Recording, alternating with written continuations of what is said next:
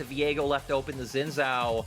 For WE, if they lock in this LeBlanc, I'm going to be a bit surprised. WE have been a team that have preferred to just pick Shanks' champion pool early, but you're not being contested by Doinb, right? Doinb's not going to play the LeBlanc. Doinb's not going to play the Syndra. You are going to have options in what you could pick, and you're just ending up giving over this Viego, where both Beishang and then numerous members of FPX have looked proficient.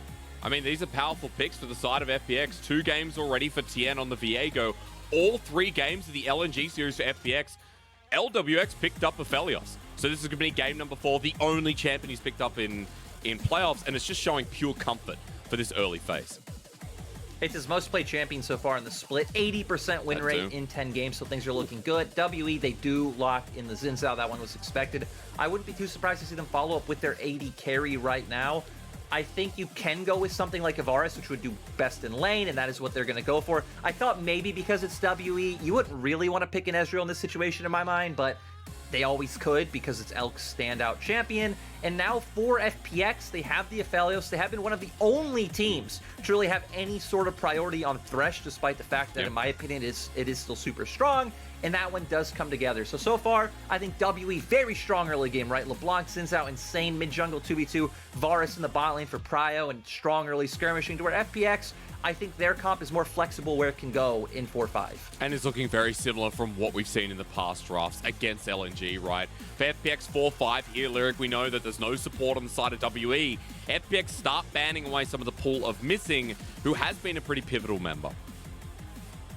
And I think it makes a lot of sense, right? You want to take away those engaged supports that are going to have the freedom to roam, because Elk will just be fine sitting in that bottom lane by themselves. They don't want their mid-jungle 2v2, mid-jungle support 3v3, I'm sorry, actually being shut down. For FPX, we're looking at AP champions that can come out. The 2 that do jump to mind are, of course, Kennen, and then I'd even say in the mid lane, maybe something like Ryze coming out, despite the fact that it wouldn't really be into the most favorable matchup. We haven't seen Doinb play Lissandra yet this split, but that is also always a possibility. So I'm a bit surprised to see W just come out straight away and ban something like the Gangplank when FPX do need more AP options. Okay, well, talking about Doinb for a second there as well. He's got such a exhaustive champion pool that, or not exhaustive, I should say, that never really ends. And okay, Steak's smiling. That's a no ban. Not sure what happened there, Lyric, but let's just move forward. Maybe they could decide. Yeah, I mean, you know, always been curious. We're never going to know unless, you know, maybe our producers tell us in our ear. I also remember Doinb, even though he hasn't played Lissandra yet, can always pick something like the Galio. He did play that against LeBlanc in their last series. He did do fine in the laning phase, despite the fact that you are still able to be bullied out. But instead, they go for Galio's not-so-twin brother, Twisted Fate. It is a bit of a rougher laning phase because you are squishy, you can be bursted out, but in those early levels still should be fine. And FPX is going to keep it going in terms of having Doinb on things that can, you know, start to move around the map. That's right. We talked about it in the opening phase. I'm not sure how Twisted Fate looks like Galio, but I get the point. It's stuck in there. So FPX leaving themselves a top laner who has a bit of a counter pick because Kennen's now going to be picked up for Breathe. It's definitely going to be up in that top lane. Looks like WE setting themselves up some more engage options. Yeah, if they do lock in this Rel, which I wouldn't be surprised. I think Missing has had some really good Rel performances so far. He would be playing into a lot of ranged champions. It is Missing, but we're just going to walk by it, Hysterics. I feel like anything can happen. Point is, they need something that can push. They need something that can move. I feel like Rel would fall more in line with that, but they actually do it. We get the Blitzcrank coming out. So, is this truly a pick comp, Lyric? Forget the Gnar. No one cares about the Gnar. We know what FPX want to do. Walk me through how WE get picks, if that is my right understanding. I mean, the big thing, right, is we already know they're going to be playing around the bottom half of the map early on. They can look to set up some of these hooks coming out from Blitzcrank and chaining them into some early kills. But the big thing is, I still feel like Missing can start looking to roam around the map early on. You have an immobile mid laner on the opposite side, so if Missing and Beishang can get involved, they should have a very easy time burning Doinb's flash. But point is, as WE, I think you're looking towards mid and bot early on. Then, like you said, it comes into more of a pick comp later on, where you have the Blitzcrank, you have single target CC coming against LNG, because FPX 3-0'd them, and they're one step away from their Worlds qualification, one step away from guaranteeing their final spot. But WE, you say the same. Sure, they might not have a World spot waiting for them unless they win the championship. But finals for the first time in 4 years, that's what WE are fighting for, to regain their honor that has so long been away from them. WE versus FPX, our upper bracket semi-final. We head on to Summoner's Rift. A lot on the line. Second ever championship for both these teams is what they're striving for. And they've got 2 series to do it, but this one matters so much to stay in a comfortable position. Lyric, let's be obvious to our fans, to our audience, to anyone watching. The most interesting thing on Summoner's Rift right now is what Missing does with this Blitzcrank. Yeah, we can see him going for the Unsealed Spellbook, so we're going to have more options in terms of utility around the map. Having the Ignite to start off with, can always switch to Exhaust, maybe even things later on like TPs coming out, being able to make crazy plays around the map. So really curious to see what Missing is going to do, and WE right away starting off by getting some vision into the enemy jungle, so is going to give FPX a bit of a first look on the wave, but we need to remember it can be quite dangerous for FPX to push in when they are playing against this Blitzcrank lane. And looking at runes around the map, right, we have a few interesting things. Twisted Fate going with the Unsealed Spellbook has been a bit of a norm, but it shows he's not playing for lane. He knows he's going to win out in trades against this LeBlanc. He's going to play more for team fights and utility later on. And then moving even further, Kennen bringing out the Airy. So Breathe wanting to play for that pure laning phase, looking to get as much out of the poke as he can to bring Nuguri down. Which makes a lot of sense to Breeze's playstyle. It's been one of the best laners in the past. In the regular season, WE played towards this lane for a reason, because it set them up for success, gave them early Herald priority, and Breeze, you can already see, hits level 2, Nuguri's forced back in the lane. We're even looking towards bottom lane. Chris misses a hook, as Lwx and Chris also hit level 2. So laning phase is just push and pull at this point for both of these teams. Yeah, and we see that Missing does have his Q up. I actually don't think you have too much potential to really do too much early on. And Tian is actually now making his way down towards the bottom half of the map to where we know Beishang path up towards top side. So I want to walk back towards that top lane matchup a little bit, right? Because Kennen, always historically been good in Gnar. A big thing is just the range coming out. Kennen's base range is 550. Gnar starts out at 400, you know, scales up throughout the game. So Breathe going to be able to bully him with that early on. Is going to get this wave crash in and potentially set up Breathe for a gank later on. Oh, there it is. Oh, he's got it straight away. The Ignite's down and he's dead. Yeah. Missing doesn't miss, folks. First blood of the series over to beat Boop. Yeah, just absolutely ridiculous coming out. I'm just surprised how much burst they have. I mean, I guess you have Halo Blades on the Varus. You have the Ignite coming out. And Lwx just absolutely disappears. It's tragic when your jungler who... Ooh, Beishang? Okay, they don't have a wave. I was going to say, your jungler now on top side looking to make plays. Your bottom lane is now winning out. Not a good look for the side of FPX, but it looks like Beishang might actually wait around. Cancel the back once. Will he do it a second time? Nuguri's walking up to the wave, and yes, he will. So Nuguri going to be safe for now, but let's watch this again, because Lwx walked up to the wave and Missing just, well, that was easy. Yeah, trying to get it into turret, but the hook comes out. We see the Ignite come down. Both spells from Elk do hit, and they're able to guarantee that one. They weren't able to get the wave into turret, so going down, Elk's now going to be up in CS as well. We see 28 to 21. It does look like Lwx will have a bit of a wave to pick up, but still, I think that's feeling pretty good for WE's bot lane, who, going back, you know, earlier on in this split, or even back to spring, this was one of the parts of WE that was really suspect, right? Especially when it came to Missing and how he played out in the early laning phase. And it feels like WE's bot lane has only scaled and only gotten better as the splits progress, especially here in 2021 summer and in playoffs. Such a great playoff performance, especially. You're right, they've scaled, and Elk and Missing, especially Missing, returning back to great form as Beishang wants to double down on this one, Lyric. Level 4 for everyone on WE, Lwx and Chris. There's a Gravitum in hand, but 3 versus 2. As the play comes in, no one's aggroed for the turret, and Missing hasn't sent out the rocket grab, but that's a TP. Nice and deep from behind. It's Nuguri. He's only level 5, but the damage through Hyper will add a bit of sustenance, I was going to say. Dodge away from the rocket grab. There's the Death Sentence. Missing does the same again. The flay in. Nothing really happening here. Waiting for FPX to get the slows to follow up as Tian is walking in as well. Such a long play with no result. No, and now Nuguri's going to lose out so much in that top side. So Doinb actually making his way up now to be able to force in this wave for him, as I don't think Shank should be any under harm, but we see pretty much all TPs now blown. Breathe going to be the one to hold his, so with that TP advantage, maybe we can start to see WE's force more towards the bottom half of the map. They've already been playing quite heavily around there in terms of that one dive that we just saw Beishang almost be able to pull out in that 2v2 victory, so We know Breathe going to answer this wave on the top side, start getting this one pushed out. And then with the fact that Herald's still not really close to being up, I think it might give WWE time for one play on the map before that objective does spawn. But Beishang pathing up towards the top side. The top scuttle is about to spawn as well. So that is probably, you know, a minute and a half, 2 minutes away. So let's come back to something we haven't talked about, because I feel like when you talked about pick potential maybe towards mid-game, you looked at the early access to damage for WE. Comps here, before we get into a fight, I want to know a little bit more about scaling and what to expect. Never mind, Nuguri flashes over the wall, the rocket grab shuts me up. And Destiny being used onto Breathe, the slicing maelstrom of Nuguri into a Mega Gnar moment. Hasn't used it for now, Doinb gets the first kill. Beishang's against the wall. The Phoenix rises straight away in game one in the top lane. Really nice play coming out from the side of FPX, right? Destiny to catch out Breathe, who's making his way down from topside to try to look for a collapse after Nuguri did get hooked. But FPX are able to just all in that one side, take him down, giving them numbers advantage to take on the rest of the fight. And now for FPX, it's nice to get something back because we do see L. He's probably fine, does have both cleanse and flash up, so Chris shouldn't be able to look for anything here. Tier 1 boots a pair as well. The 1-0 Varus stayed in lane, pushed up, got turret plating.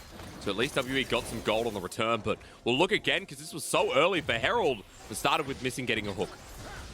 Yeah, and if you look at the minimap, it's because we see that Breathe is already starting to make his way down, so they want to look for this collapse. They think they have numbers, but Doinb comes in with the Destiny Gate. They are able to take down Breathe right away, so now they do have this 3v4. Really nice ultimate coming out from Nuguri to lock down Beishang, and they're able to take that one. Because earlier, Hysterics, you asked me about, you know, how do these early fights look? When you look at the side of FPX, they don't really have a ton of early like bursts or consistent damage, right? You have Doinb, who is going to be a bit of utility and CC to set up the plays coming out from someone like Tian. So for FPX, it's about getting the numbers advantage that we just saw for them to be able to win fights. To where WE, they feel a lot more comfortable when it does come to like 2v2s or 3v3s, because they do have a ton of burst damage coming out pretty much across their whole composition. True. I mean, I was looking mainly at the LeBlanc, right? The Shanks LeBlanc, which, by the way, is 5-0. Didn't mention it at the start, but Shanks is 5-0 on this pick for a reason. That's why there's huge expectations on him for this game as well. Herald's being started, though, Lyric, and I'm curious if FPX, now late to the chase, want to go anywhere near it. No, it doesn't look like they're even going to look for a contest, right? When we talked about them needing numbers advantage to look for plays, is Doinb? Looks like he's fine. Yeah, there's no flash available because of Spellbook. We've got a teleport now on the Blitzcrank to look out for, but it just helps secure the early Herald. And WE picking up this objective might open things up. And this is the thing that's always fun about these Spellbook supports, right? Is when you are able to, you know, like opt into something like a teleport, and then whether he's on the top side or makes his way down bot, if action breaks out, he's always able to be there to where Crisp won't be able to follow up unless, you know, LWX was already safely playing, you know, like 1v1, or if they're able to get that initial push. So WE, I think, having more options in terms of the early game macro coming out. But as we see now, after a couple levels, now that we do have the Lost Chapter on Doinb, is sitting 2-0 up, he is able to just throw out a Q, throw out a red card on the wave, and start being able to walk around and enable this three-man core of FPX. That we talked about at the start, how crucial it is for FPX's early game, especially because FPX was always known as one of the fastest teams in the LPL. They're aggressive, they're quick, and they push tempo whenever they can. Like right now, Shank's the one trying to do it, but Crisp is once again hovering. Doinb holds on to the summoner, Dragon goes down, Shanks is denied any presence of a solo kill. But now with the fact that FPX did get the play towards the bot side, we know that Beishang's making his way up towards top. Does have the Rift Herald available as well, so can try and get some plates on the Breathe. They haven't really taken any plates on this top lane turret, so I wouldn't be surprised if they don't decide to look for this just yet. I think the only place they have gotten plates on the map so far is that bottom lane. Would also be nice to just more freely break missing out of this lane if they are able to take something like an early bot turret. No. The classic Blitzcrank pulls in a minion there, blocked away after Chains of Corruption from Elk to set it up. So WE in the 2v2 try to be ambitious, but no dice. And now we're going to see for FPX, they're still pretty fine taking this slow, right? They do finally have another window to where they can start looking for something because the Destiny Gate is back up. As we're going to see a replay of exactly what you just What said. a hero minion. Yeah, missing just hooking a minion down in the bottom side. And now for FPX, Tian going for a reset, can come out of base, start making his way down towards bot, and look for a counter on this play, but looks like WE are just too early. Straight away, super quick as well. The Herald will spawn as the last minion goes down, so aggro switched around, and FPX is half HP bottom lane. That's going to be first turret given over to WE. Look at the response, Lyric. There is none.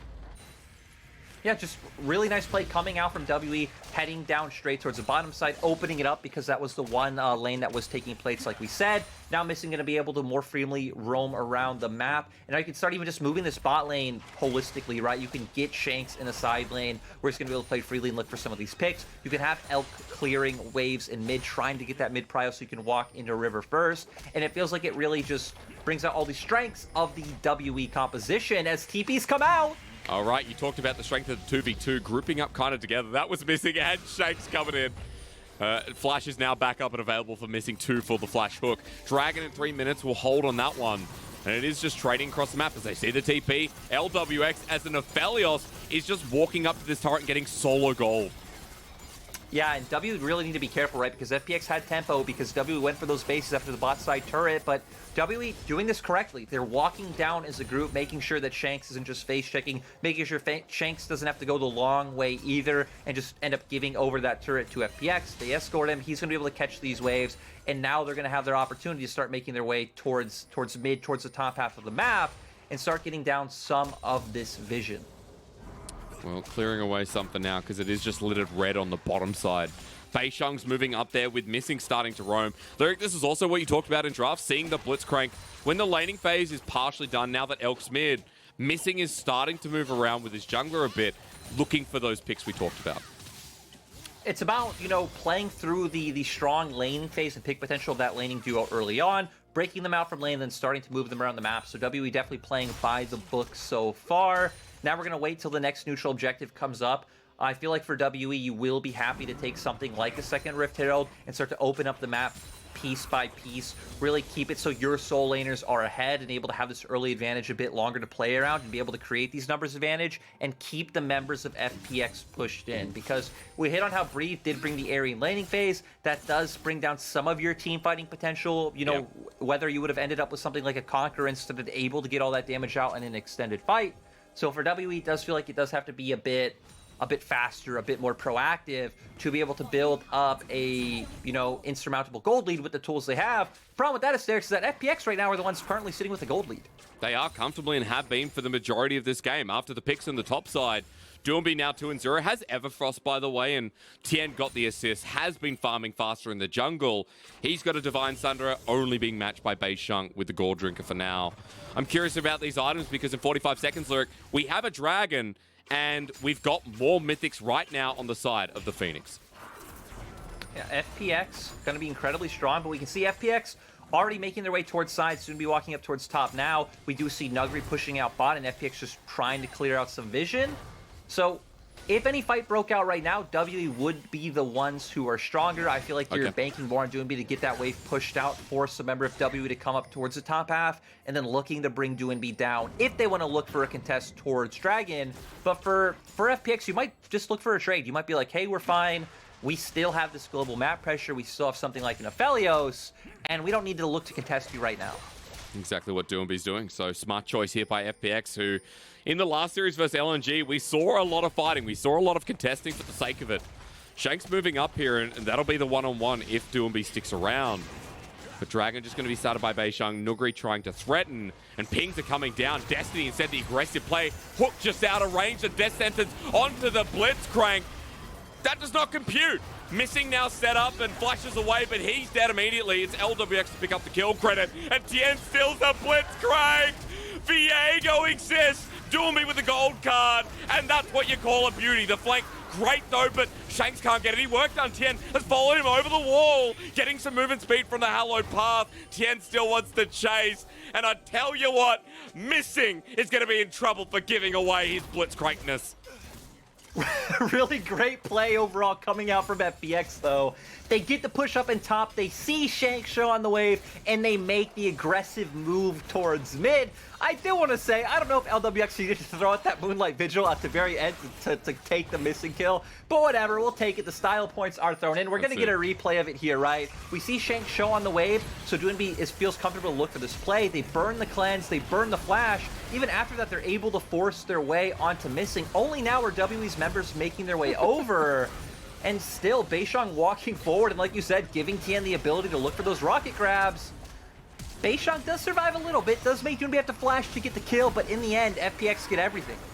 They get absolutely everything, and Shank's lucky he got out at the end of this as well. Was burning down and managed to survive on a slither of HP. We return to the Rift, and FPX are once in with a gold lead. Lyric, this is what we expect of them. It doesn't matter what composition we get. We always see early aggression from FPX in LPL regular season. In playoffs so far, they're a team that likes to fight and likes to know their skill. Likes to know that they're better with their skill, I should say. They just like to flex on other people and just know they're better. So. But for FPX, right, I feel like the thing I love about this team and always have loved is that they use pretty much every window available to them. It might not always be the best window, but if they're like, hey, we push in this wave, we have a chance to look for this aggressive play, they will always go for it. And for WE, we're starting to see them try to counteract it. You'd probably want Beishang to start be hovering up towards Shanks and looking for picks. Ooh. Early, it's early as well. Sets up for Chris to get the ulti, so does LWX. FPX in with yet another chance as Beishang actually getting gapped here a little bit. Tian rocks in once more. Good damage from Elkas. Breathe, flies on in the Slicing Maelstrom. Just out of range, the box laid down. LWX with the box is going to get the kill first. He's poked down, flushes over the wall, but now they're separated. FPX might be low, but WE are cornered now that Nuguri's joined the play. The Phoenix rises again, and WE can't place a foot right. Against the wall. Are we still going? I think we are. Even turret diving. Nuguri stops there.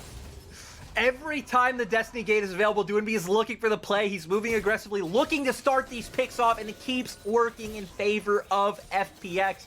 WE tried to turn it around. They bring in the double TP. Actually, I don't think Breathe even TP'd. He just ran straight from base, but they're not able to pull it off once Nuguri does get involved. And now LWX getting some free time with this turret. Gold only continues to balloon for the side of FPX as they pick up the one in top side as well. And just FPX doing a great job of getting this man advantage, getting the fact that they're able to move first. And we're going to see here, right, Destiny Gate already comes out. They find their way into the mid lane. Really nice Zanya's coming out, or stopwatch from the side of Doinb. And then we see that the Viego makes his way down. They're able to get some damage onto Breathe. With the fact that Varus does a pretty good job of chunking them out so low, Breathe is here. They want to look for this fight. They have Slicing Maelstrom, but still, LWX doing a pretty nice job. No real CC to be able to lock him down. Flashes out of the fight immediately, and then it leaves to where Beishang and Shanks are on their own against numerous members of FPX. Sure, they're able to pick up one, but once Nuguri gets here, it completely turns around back for FPX. You can see why Chris prioritizes Thresh. The second time or third time in playoffs that we've seen it, and it has been legendary. 006 is my screen has actually gone to 240p lyrics, so I'm going to let the audience guess what he's at. I'm going to assume 006 right now is what we're looking at with mobility boots, but Chris gets a lot of praise there and has been setting him up for a lot of success. And talking about LWX, 2 items with Collector just picked up. The bottom lane for FPX is returning to some of their world's form. Definitely playing well, right? LWX, definitely a role player in this team. Doesn't really need to step up and do big work. He is expected to show up in team fights, to be able to get this DPS off. As now we're going to see Nuguri doesn't have flash available, does still have the hop. But the rest of FPX are converging in. Crisp on the way. LWX is a lantern away, and Tian too. Nuguri about to go into the Mega Gnar, and Elk hasn't joined the fight. Doinb on the other side of the map, and he's just picked up Exhaust. Destiny's available, but doesn't look like there's going to be any play for now. Misses another hook as Herald's about to charge in. And it looks like they should be able to get this charge right. They have a bit of a wave. No one able to walk up because Nuguri's in meta. They know the other members of FPX are still hovering around. So now FPX can use this to start making their way back towards the top side. Maybe get some deeper vision in that top side jungle with the fact that Baron has spawned. And, you know, just keep looking to control the map and choke them out from there. Though Dragon is up in 40 seconds, so that might put a span, and the play towards top side works.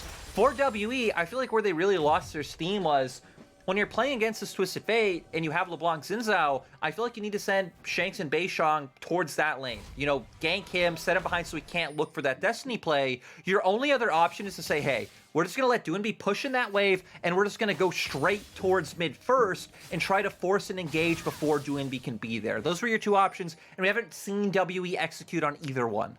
It does feel like, you know, the things we're praising for WE has kind of come to a halt after the top lane play lyric with Doinb again. The mid lane play where they're trying to get proactive with missing. The three-man core of FPX has been better than the three-man core in game number 1 at least. And FPX now in with a 4.5k gold lead just about. Another dragon will come through. And when FPX get leads in games, they close it out relatively quickly. As Doinb goes golden again, we didn't see that, but missing might have had a hook ready and charged as he sits around the top side.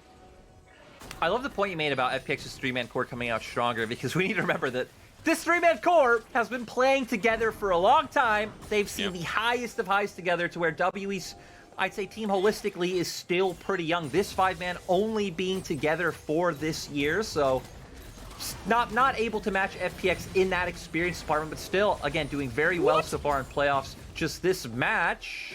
What reaction time? That was just golden, literally. The 304 Twisted Fate survives. Would you expect anything less coming out from Doinb? He's looking for the solo. He's level 14. That's a LeBlanc. You expect it to be the other way around. Exhausted with a gold card. He has flash onto Shanks. Is he going to follow it up? Picking any card, Shanks dodges away. And that was half the HP gone. Twisted Fate is now the carry. I was going to say, though, I feel like that was a little over-ambitious coming out from Doinb, because the rest of your team is still only coming out of base. No one on WE's side is showing other than Shanks. So, a little bit over-ambitious. There's no world where Twisted Fate is going to kill LeBlanc in one rotation of spells. So, it's just not going to happen. He could even be one more item up Hysterics. It just won't. Yeah. And then coming out from, you know, Distortion, has the ultimate, has the flash. Maybe just wanting to try and capitalize on an opportunity, but now his Destiny isn't going to be up for a little bit. These are potential plays missed by FPX for utilizing that ultimate. I wonder if Teleport's still going to be a threat, though, because Baron's up, sitting and staring them in the face. No Dragon for 3 minutes 30. And WE only have one turret, so you talked about them trying to find a pick-off onto Doinb, onto his side lane. But WE right now are grouping as 5, just looking for a resource or a person of FPX caught out. For WE, they're just traveling as a group. They know that's all they can do right now. When it comes to splitting, we know Gnar's going to be able to win out in this 1v1 up against Breathe. Breathe going for, of course, AP Kennen, the team fight build, not all about that 1v1, as well as Nuguri having Wits End, so having that MR already available. And we've seen Doinb's fine just sit in lane up against LeBlanc at this point. He's so far ahead, it doesn't matter. Shank's not really having any solo pressure on top of him. And look in the enemy jungle. FPX even having some decent wards, being able to spot out where Beishang can be. Yeah, good tracking all game long, right? You know, we've talked about how Beishang's always been spotted out. Shank's on the wing, but Lwx not giving an opportunity. There's the 5-0 LeBlanc in playoffs. Looking down the barrel of finding the first loss here. Everfrost hits two-man. Doinb's front lining here. Dark Passage gives him safety, though, is missing. Needs to find a hook and a pick, but Destiny once again reinitialized the fight as Beishang is already crescent guarded. Over the wall, that's it for missing. Finally, Tian gets hit, but Aphelios with a 4-man. The hook in as well onto Shanks, who gets ignited down. And Lwx is Ninja Gaidening. Do not touch that whatsoever. And WE come out ahead. As WE, right, you're always going to have a win condition with this composition. If Missing can hit that hook, you can find the pick, you can potentially take the following fight. So WE at least able to find some kill, giving themselves a little bit of breathing room. But for FPX, like you said, that Aphelios starting to get really big, already halfway towards his next item. As we're going to go into the replay, WE, they know FPX is here. FPX trying to look for the contest, stealing away jungle camps, trying to deny Beishang. They throw out a lot of their pick tools, and surprised Beishang's willing to go forward. But WE's comp does a nice job of being able to put damage out over terrain, right? Both Varus and LeBlanc able to do it. We also see the hook finally able to connect from Missing, and they get the pick they need. But there's that Ninja Gaiden that you were talking about. No one can get close to Lwx. They're still very scared of him. Look at the Aphelios with 2.5 items strong, who is running a bounty as well. Not the only person you should be scared of on the FPX comp, but still a good pick for WE when so much is on the line with tonight's series. Remembering that the winner of this series goes through to the grand final. It is only game 1, but it is the start of momentum. WE are down but not out in this first game with a 5K. Make that now a 4K gold disadvantage. I actually can't count, Lyric. It is 5,000 as well. I'm learning today too. But hey, Soul Point's coming up in 40 seconds, and forget OCE math for a second. Tell me what's going to happen with that one. I mean, we can see now, right? FPX already in position to have Doinb probably just push out one last wave. He does have teleport available, and his Destiny's about to come up. We do see WE opting into the plan we talked about earlier, that as Shanks, you probably have to accept, okay, at this point, I'm not going to push him out under turn. I'm not going to look for these solo kills. Just groups up with the team first. Going to have to lose out on a wave in sides and hope that bringing Shanks first, you can try and find some sort of pick. But the fact that you do have the Blitzcrank, it feels like that is one of WE's hopes. Connect the hook or hit a chain of corruption to set up the hook and then take out one member. But I think running into FPX's comp 5v5 can be quite rough. The LWX doesn't have the great guns that he had before. But does have Gravitum to lock him down. Secured by Tian. WE can't pull in. There's the hook down, and Destiny onto the backline. Doinb still in the lane for now. Gravitum with the 3-light Moonlight Vigil as well. Nuguri to slow down the hook from Chris once more. This man, a legend, has breathed. Tries to turn it around. A great slicing Maelstrom. Tian flashes away, and WE get the picks, but Shanks needs to kill some more members. Nuguri lives, Doinb lives, but Elk, Beishang, and Shanks try to take down the Phoenix. It all came down to Breathe, and the cleanup crew brings it back for WE. And Breathe saw the opportunity, but looks like Nuguri's gonna go down. Might actually get away. Is doing a pretty nice job. WE still gonna keep following up, though. Has Hop Hysterics, available. take it away. Beishang and Elk. They're the ones on the wing. Nuguri has a wit's end, goes back into Shanks, but it's a LeBlanc. Distortion's going to get him out as Elk is hitting every arrow, except for that one, of course. The binding there as well. Nuguri about to go Mega Nut. The Raccoon is mad. Be careful. If WE go into him against the wall, he's going to hit his Elk. Can he hit do the it? Chains of Corruption. Nuguri looking for the stun again. Beishang gets the wall, but deleted. A close call, a valiant effort, but WE returned to the Rift. Yeah, and we're going to see here FPX getting really confident to take this one. Look at Nuguri's Mega Bar. He gets really big quite quickly. And like you said, the Gravitum was available, so LWX able to lock down numerous members. They run forward. They are going to be able to delete some, but Breathe finds the perfect angle to get this 3-man slicing Maelstrom. Does get numerous members quite low. Shanks also getting some good damage onto LWX on the side. No one really able to peel for him. And a big thing was we saw Doinb look for that flank, but coming a bit too late. Breathe had already got into the fight, and Breathe had already been able to get that damage down onto numerous members. So a bit of an execution flop coming out from the side of FPX, but great job by Nuguri, because Nuguri bought so much time that FPX had so much tempo coming back out onto the map. WE, of course, after that play, still having to go for their resets, gives time for FPX to start setting up control of this topside river. Because it means that no Baron's been taken. A play that ended like that could have just easily transitioned to the Baron, to WE having the gold lead. FPX still has some semblance of control, but it's more even than we expected. And Shanks picked up a lot of resources from that last fight. That is a 3-item LeBlanc, who he said wasn't even close to matching Doinb, who now has more burst potential than ever. The big thing, though, is FPX, we're just going towards their standard builds early on because of how far ahead they were, but we're finally starting to see them index into some magic resist. They are up against Kennen and LeBlanc, so they're going to get so much value out of that. Banshee's Veil now being picked up by Doinb. You can see a Negatron sitting in the inventory of LWX. So for FPX, hopefully soon they can get to a point where LeBlanc and Kennen won't be as big of threats. They can survive in the extended fights. And as long as LWX can make it out scot-free, they should be doing good. But WE doing a good job right now of just playing around Fog of War, trying to pick off anyone if they walk too far forward. And this game one so far, just while we have things slow, before we see the attempt on Baron, before we see the Ocean Soul come up that FPX could manage to take in a minute 50, I want to point out that plays like that, plays like what we saw on our screen, are part of the reason why a lot of teams are falling in love with this iteration of W. While a lot of teams, players, fans, I should say, Lyric, are believing in Team WE once again after 4 years of being a middling team. WE have made it this far to the top 3, and there is a big reason why they were able to beat EDG, why they were able to start from round 1 and make it all the way here when no one expected they would. I feel like the big thing for WE is they're just competent or good in so many areas, right? They have the ability to team fight. They have these strong soul laners that they can put in side lanes that can fare quite well. They have the ability to play out pick comps. They've shown the ability to like trade side. They're just able to do a bit of it all, which allows them to be able to find these opportunities that when teams overstep or make misplays, for them to be able to come back in games where maybe they shouldn't have. Because we were looking at a 5K gold lead before, has been brought down quite a bit, just over 2K right now for the side of FPX. But something we haven't really hit on is FPX are on soul point. So in 40 seconds, you can expect to see a scrap coming out, or maybe not. FPX maybe want a scrap right now. I mean, because WE was spotted going towards the bottom side instead of Aphelios with Severum and Crescendum. That Baron is gone. Beishang trying to get towards the pit, but it's done.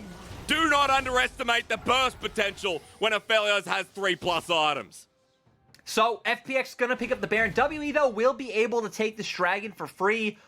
They shouldn't be able to get on the map in time. Do have about 15 seconds, but you can see on the minimap, they don't even want to go for that as Nuguri already looking to push down in top side. Does have the Baron buffs. You'd assume FPX should be able to at least get one turret out from this immediately. And the other members of FPX pushing down mid, probably going to look to meet up with their other members soon. But Nuguri and Chris might be sitting on some gold, so maybe some recall's going to come out instead. And now we see, okay, W making their way to 2 dragons, but FPX going to look to extend this gold lead. Which is always going to be the beneficial trade, right? When you're sitting on soul point, when you know that WE are 2 dragons away from it themselves, you bought yourself time. And Lyric, you already mentioned how FPX are itemizing towards the MR, being able to survive people like Lwx as well. They're only going to be closer to those item points when we see the next dragon come up too.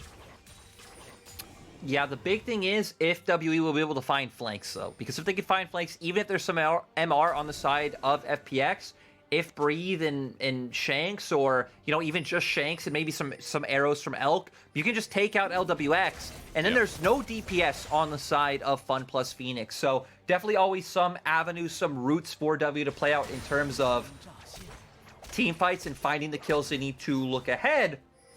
But at least for FPX, right, having this Baron, they're going to have push. They're going to be able to get this vision in the bottom side jungle and look to be able to cement their lead. So for WE, they don't have the greatest wave clear, right? You have Lethality Varus, you have a LeBlanc, so you would assume FPX should be able to get some siege down in this mid lane turret. I just want to point out while we're having a tangent, Doinb is full build. Doinb is now full build. And I know there's a rapid fire cannon in that build, which is reasonably cheaper, but he's sitting on 15k gold. And even when he's not super carry Doinb, he's still super carry Doinb. Like, this game number 1 has been a testament to how versatile of a player he is and how well he's played on this Twist of Fate. And power to Shanks. The mid game and the team fights, beautiful showing. But the consistency coming through from the Twist of Fate as Destiny comes up once again is what we've been talking about quite a lot every time FPX initiate. And this is why this was our highlight matchup, right? Of seeing how these 2 mid laners would interact. Because sure, I think in name value, you'd say Nuguri versus Breed. That sounds really hype. But when it comes to how these games are being decided on the Rift, it feels like both Doinb and Shanks are playing such a pivotal part. We can see now FPX trying to play this more, I'd say, RNG-esque style of just trying to pull the members of W around the map, utilize these globals to be able to get chip damage onto turrets, and, you know, find avenues to win out the game through that. But still, W doing a really nice job. They know for now their only real job is to turtle. They don't need to look for too many aggressive opportunities. But that's gone. But FPX need to be careful. The full item Twisted Fate utilizing the gold passive quite nicely in this game as he gets gold carved down, missing. Instant cleanse there as well. Chris throwing out hooks, but damage coming through from Elk is immense. Waiting for the Chains of Corruption, doesn't fly through. Inhibitor left standing, but the Inhibitor turret not.